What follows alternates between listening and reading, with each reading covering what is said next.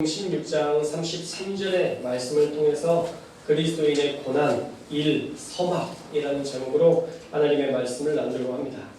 서막이라는 말은요, 연극 따위에서 처음에 인물과 사건들을 예비적으로 보여주는 막을 말합니다. 왜 그런 일이 시작되었는가를 보여주는 결정적인 내용들을 그곳에서 가장 먼저 보여주기도 하는 것이죠. 그래서 오늘 우리는요, 이 고난, 이 환난이라는 주제를 통해서 왜 그런 일이 시작되었는지에 대한 서론적인 그러나 결정적인 이야기를 먼저 나누어 보려고 합니다. 3주 또는 4주로 진행될 고난의 여정에 여러분들이 예배에 열심히 참석하셔서 고난의 이유, 또 궁극적으로는 우리 하나님을 만나는 귀한 은혜를 누리실 수 있기를 주님의 이름으로 축원합니다. 우리는 고난을 보통 당했다, 고난 받는다 라고 표현을 하죠. 이 표현에서 볼 수 있듯이 이 고난은요, 외부로부터 오는 것 또는 원하지 않음에도 주어진 것으로 우리가 보통 이해합니다. 그래서 고난을 원래부터 우리의 것으로 이해하기가 쉽지 않습니다. 그리고 용납하기도 사실 쉽지 않고요. 더욱이 하나님을 믿는 우리가 왜 고난을 받는가? 이것은 정말 이해하기 힘든 일일 것입니다. 그런데 이 질문은 시대를 초월하고 국경을 초월하여 늘 하나님의 백성들이 하나님께 던졌던 질문들입니다. 하나님께서는 우리를 구원하시려고 독생자를 주시기까지 친절을 베푸시고 우리를 사랑하신 분이신데 왜 그리스도인들을 환난, 시련, 핍박, 질병 같은 그런 고통을 당하게 하시는가? 그런데 이 고난의 이유가 그렇게 단순하지 않습니다. 자동차 같은 기계의 고장은 원인이 분명하죠. 브레이크가 고장났다든지 아니면 기름이 떨어졌다든지 분명한 이유 때문에 고장났음을 알 수 있습니다. 그러나 그리스도인이 당한 고난에는 너무 다양한 원인과 또 결과가 존재하는 것입니다. 그래서 환난에 대한 분명한 진단을 우리가 잘못 오진해버리면 그 오해로 인해서 하나님을 떠나기까지 하는 잘못된 선택에 이를 수도 있다는 것입니다. 그러나 분명한 것은요, 이 고난은요, 과거에도 있었고 현재에도 있으며 미래에도 존재할 것이라는 사실입니다. 그래서 이 환난은 우리가 인정할 수밖에 없는 우리의 삶이고 우리의 현실이라는 거예요. 우리가 이 땅에 사는 동안 겪는 환난은 필연적으로 겪을 수밖에 없는 일들입니다. 그 이유를 설명해 드릴까요? 왜 그러냐면 우리는요, 한정적인 능력에 갇힌 육체를 가진 사람들이에요. 그러니까 우리의 육체가 한정적인 거예요. 사실 우리의 삶도 한정적이죠. 얼마나 우리가 연약한 육체를 가졌는지 눈에 보이지도 않는 코로나라는 그런 바이러스에 의해서 많은 사람들이 죽어가고 있습니다. 코로나뿐만 아니라 수많은 바이러스에 우리는 노출되어 있죠. 하루에도 수천 대 또 수만 대의 차량이 우리를 위협하고 우리의 육체도 날마다 점점 쇠하여지고 우리가 계획하지 않는 무질서와 문제를 통해서 우리는 늘 죽음에 노출되어 살아가고 있습니다. 사실 죽음에 노출되어 산다는 이 표현이 정말 가장 적절한 표현인 것 같습니다. 그런데 분명한 것은요, 하나님께서 우리가 고난과 환난과 고통의 시간을 통과해야만 알게 하는 그런 교훈의 시간들을 우리에게 주시는 사실이다라는 거예요. 우리가 이 환난과 고통과 고난을 통과해야만 우리에게 알게 하시는 교훈이 있다는 사실입니다. 우리가 그 과정을 통과하지 않고서는 결코 하나님을 더 깊이 이해할 수도 없고 하나님에 대해서 깨달을 수도 없다라는 거예요. 히브리서 2장 10절 말씀에 보면요, 새 번역의 말씀을 보면 하나님께서는 만물을 창조하시고 만물을 보존하시는 분이십니다. 그러므로 하나님께서 많은 자녀를 영광에 이끌어 들이실 때에 그들의 구원의 창시자를 고난으로써 완전하게 하신다는 것은 당연한 일입니다 라고 얘기해요. 쉽게 풀어서 설명하면 하나님께서 만물을 창조하시고 보존하시는데 그 만물을 창조하고 보존하시는 그 하나님께서 그 자녀를 하나님의 나라에 들어오게 하실 때에 예수 그리스도의 고난을 사용하셨다는 거예요. 예수님의 십자가 사건, 그 고난을 통해서 우리가 하나님 나라의 백성이 될 수 있다라는 말씀입니다. 그런데 만물을 창조하시고 보존하시는 일을 위해 예수 그리스도의 고난이 꼭 필요했다라는 것입니다. 그렇다면 우리 그리스도인은 어떨까요? 이 고난 없이 우리가 주님 앞에 나아갈 수 있을까요? 아니요. 절대 불가능한 일이라는 거예요. 오늘 우리가 읽은 말씀을 한번 볼까요? 요한복음 16장 33절 우리 한번 읽겠습니다. 시작. 이것을 너희도 내 안에서 평안을 누리게 하려 합니다. 세상에서는 너희가 고난을 당하나 담대하여 내가 세상을 이겨노라. 아멘. 예수님은 분명 세상에서 환난을 당하나 라고 말씀합니다. 환난을 당하나. 이 땅에 환난이 없다고 말씀하지 않으세요. 이 말씀은 지금요 제자들에게 하시는 말씀이에요. 예수님을 따랐던 제자들에게, 어쩌면 예수님을 가장 잘 믿었던 제자들에게 너희가 환난을 당한다라고 분명하게 말씀하고 있습니다. 그런데 환난을 당할 때 어떻게 하라고 얘기하시나요? 담대하라. 할렐루야. 담대하래요. 그리고 나서 그 다음 말씀은 뭐래요? 내가 세상을 이기었노라. 할렐루야.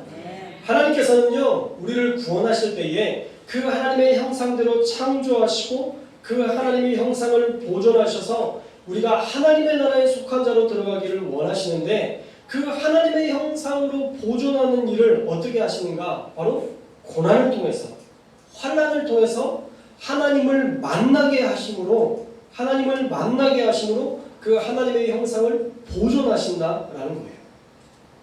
우리가 결국 하나님을 만나지 못하면 하나님의 나라 백성이 될 수 없습니다. 너무 당연한 일이죠. 그래서 예수 그리스도를 영접하고 유일하신 나의 구원자로 고백하는 그런 고백들이 우리에게 있어야 되는데 그 고백은 배부르고 등 따뜻할 때 얻을 수 있느냐? 아니라는 거예요. 여러분이 하나님을 찾았던 순간들을 한번 생각해 보십시오. 넉넉하고 너무 자녀들도 잘 되고 너무 행복해서 나 예수님 좀 믿어야 되겠어 그렇게 생각하고 예수님을 만나러 오셨나요? 아니면 삶이 늘 고단하고 뭐가 해도 잘 안 되고 왜 내 삶에는 이런 어려움들과 이런 관계적인 문제들이 계속 있는지 고뇌하다가 나도 한번 예수님 믿어볼까? 라는 마음으로 예수님을 찾아왔는지 여러분들 둘 중에 어떤 방법으로 예수님 앞에 나오셨나요? 저는 분명 고난과 환난을 겪으면서 그 고난 중에 누군가를 믿고 싶은 그 어떤 신뢰를 갖고 싶은 그 마음으로 교회를 찾아왔을 거라 생각을 합니다. 분명 환난과 고난을 겪으면서 그 고난 중에도 함께 계신 하나님, 또 우리의 모든 고통을 담당하시면서 우리의 삶의 자리에서 순간순간 위로하시는 하나님을 그 환난의 장소에서 만날 때 비로소 우리는 하나님을 인격적으로 영접하게 되었다라는 거예요. 그래서 시련과 시험을 통해서만 얻을 수 있는 교훈이 있다는 말씀입니다. 그리고 그 시련과 시험은 환난을 단순한 고통의 순간이 아니라 하나님을 만나는 은혜의 자리, 회복의 자리, 창조된 모습 그대로 하나님의 형상을 보존하는 자리로 그 환난을 사용하신다라는 거예요. 할렐루야. 기독교 1세기는요. 순교자들의 피로 물들었던 시기입니다. 그런 고통과 환난의 순간에 바울은 주님에 대한 열심과 사랑을 이야기하고 있어요. 빌립보서 3장 10절 말씀에 보면 내가 그리스도와 그 부활의 권능과 그 고난에 참여함을 알고자 하여 그의 죽으심을 본받아 라고 말씀하고 있습니다.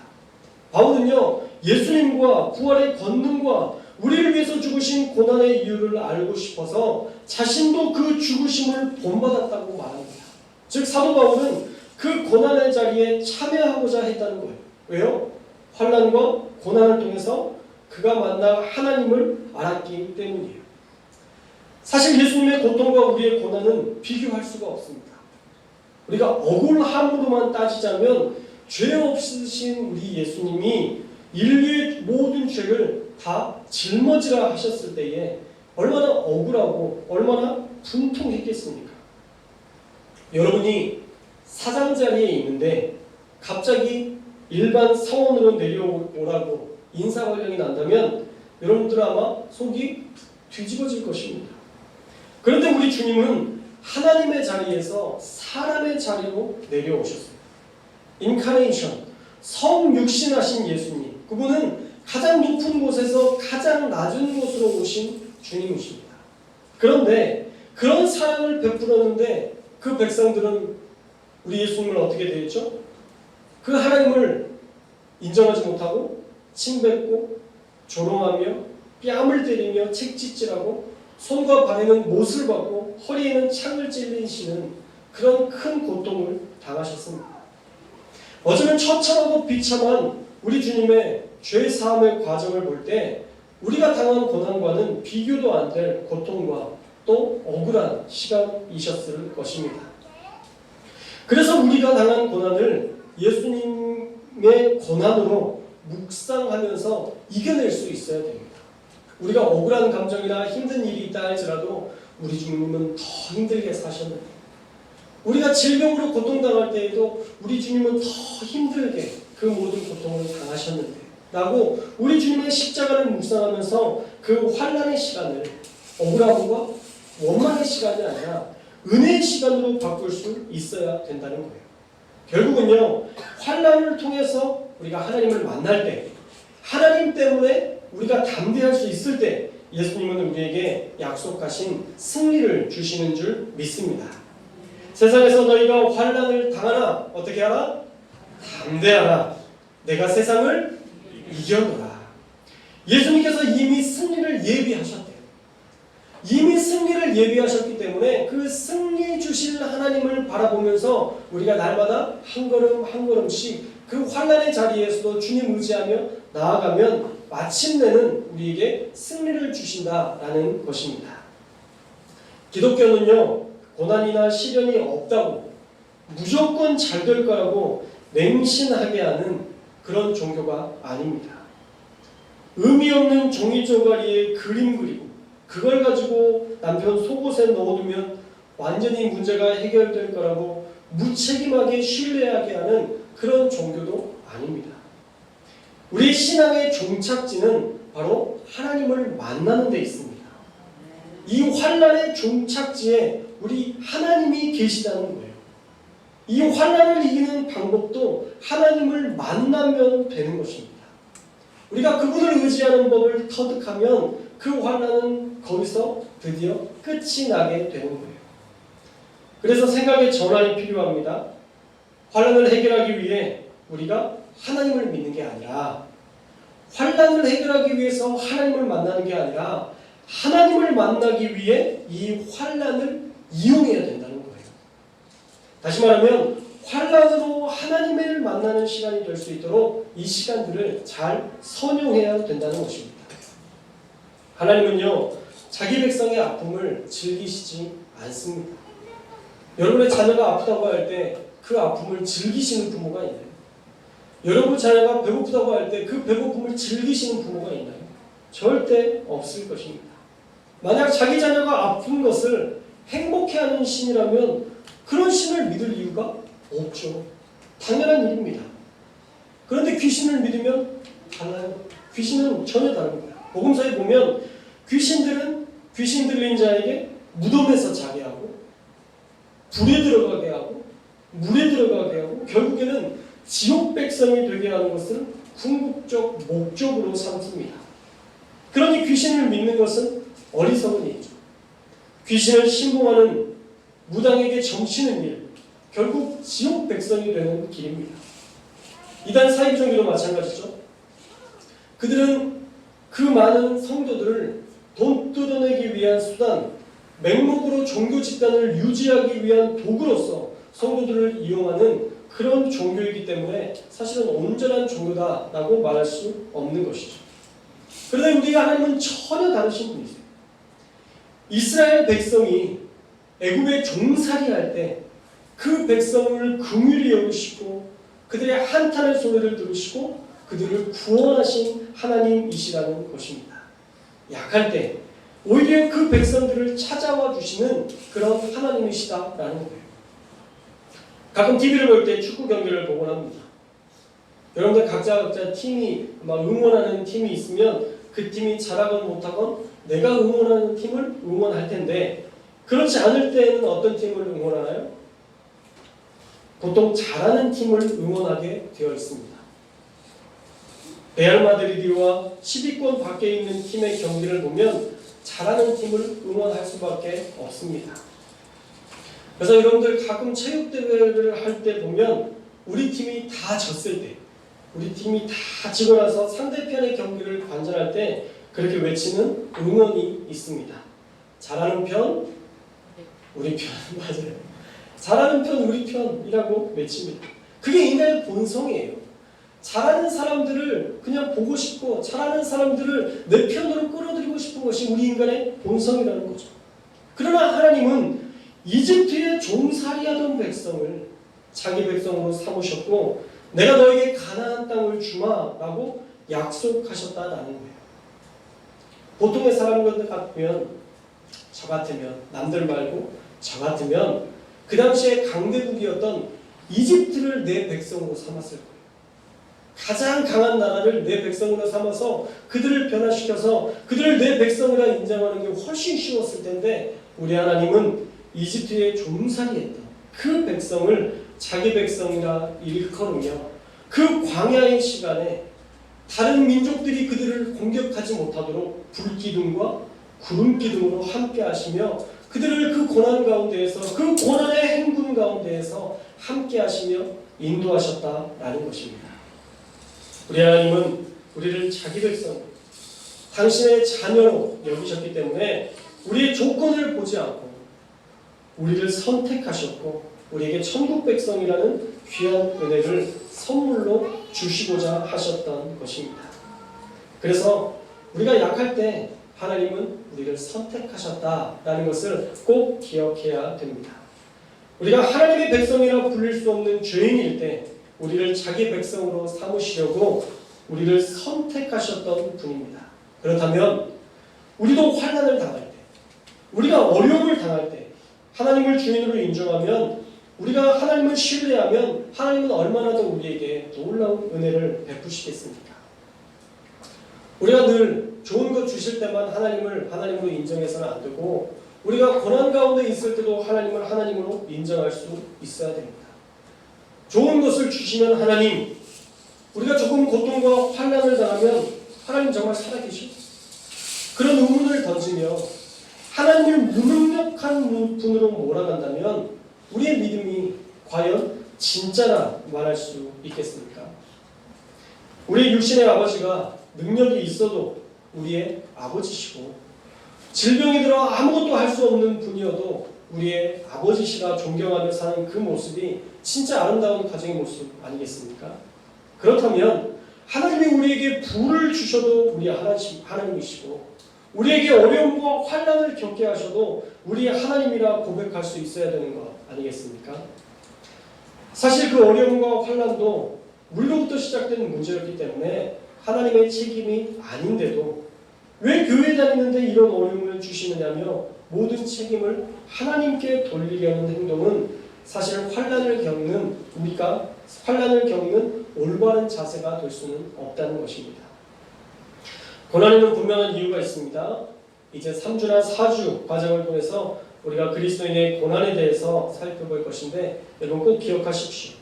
하나님이 우리에게 고난을 주시는 것이 아니라 살다 보면 어쩔 수 없이 생기는 환난과 고통은 과거나 현재나 미래에도 늘 존재했고 존재할 것임을 인정하시기 바랍니다.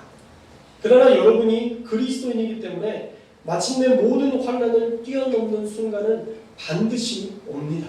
왜냐하면 예수님께서 약속하셨기 때문에 너희가 세상에서 환난을 당하나 담대하라 내가 세상을 이기었노라. 할렐루야. 하나님이 이미 이 세상 가운데 승리를 허락해 주셨습니다. 그렇기 때문에 우리가 그 사실을 믿고 주님 앞에 나아가면 우리는 마침내 우리 가운데 역사하시는 하나님, 우리를 승리케 하시는 하나님, 그 하나님을 경험하게 되고 만나게 될 줄로 믿습니다. 그때까지는 우리가 환난을 하나님을 만나는 기회의 자리로 선용하여서 마침내 하나님을 만나는 그리스도인이 되어야 할 줄로 믿습니다. 여러분 기억하십시오. 이 환난의 시간이 하나님을 만나는 자리인 거예요.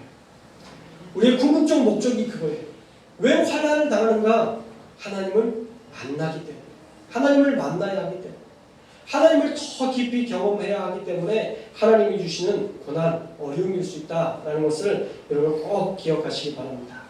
다음 주에는 그리스도인들이 받는 고난의 이유들에 대해서 우리가 살펴보겠습니다. 말씀을 읽겠습니다. 우리는 이 세상을 살며 많은 환난을 당하며 그렇게 살아갑니다. 그러나 환난은 하나님이 주신 것이 아니라 이 땅을 살아갈 때 어쩔 수 없이 함께 살아야 되는 우리의 삶의 일부라는 것을 꼭 기억하십시오. 그리고 그 환난 중에 하나님을 찾고 부르짖고 하나님을 의지하면, 그리고 하나님이 어떤 분이신지 우리가 날마다 주님을 신뢰하며 주님 앞에 한 걸음 한 걸음 나아가면 결국에 그 환난을 뛰어넘게 하시고 그 하나님이 어떤 분인지 우리에게 분명하게 보여주신다라는 것입니다. 그리스도인과 고난, 이 아이러니 사이에 진정한 해답은 우리 하나님을 만나고 주님을 인격적으로 나의 주님이시라 고백할 수 있는 그 자리까지 나아갈 때에 그것이 환난이 더 이상 환난이 아니라 하나님을 만나는 귀한 자리였음을 우리가 고백하게 될 줄로 믿습니다. 어떤 환난을 당한다 할지라도 여러분 꼭 담대하시기를 주님의 이름으로 축복합니다. 그리고 하나님은 우리에게 그 마지막 결론, 그 마지막의 결론에 내가 세상을 이겼다 라고 얘기해요. 네가 세상을 이겨야 된다가 아니라 내가 이미 이겨놨다 라고 얘기하고 있기 때문에 여러분들이 막 너무 힘겹게 싸우려고 하지 마시고 그 삶의 자리에 순간순간마다 하나님 앞에 맡겨드리세요. 하나님, 저에게 이렇게 환난이 있네요. 하나님, 저에게 이런 어려움이 있네요. 하나님, 주님 앞에 맡겨드립니다. 여러분들이 해결하려고 하면 힘들어요. 여러분들이 해결하려고 하지 마세요. 너희는 가만히 있어 내가 하나님을 알지어다. 하나님이 어떻게 일하시는지 좀 믿음으로 맡겨드리고 보기만 하세요. 그러면 하나님이 일하심을 보게 하실 거예요. 여러분의 감정의 문제, 여러분의 질병의 문제, 여러분의 가정의 문제, 여러분의 경제적인 문제, 그 모든 것들 좀 다 맡겨드리세요. 그러면 하나님이 일하시는 것이 보일 거예요. 왜 난 이렇게 어려울까? 왜 이 문제가 해결되지 않을까? 왜 나는 이 우울한 마음들을 떨쳐버리지 못할까? 그 감정에서 머물러 있지 말고 그 감정을 계속 하나님 앞에 올려드리는 훈련. 그리고 난 반드시 승리할 거야. 우리 주님이 승리하셨으니까 나도 반드시 승리할 거야. 그 사실을 믿으며 날마다 선포할 때에 하나님께서 저와 여러분들 가운데 그 고난 가운데 환난 가운데 우리를 만나주시고 다시 우리를 새롭게 하실 줄 믿습니다. 한 주간도 담대함으로 예수 그리스도의 승리를 맛보는 저와 여러분들의 한 주가 되시기를 주님의 이름으로 축원합니다. 기도하겠습니다.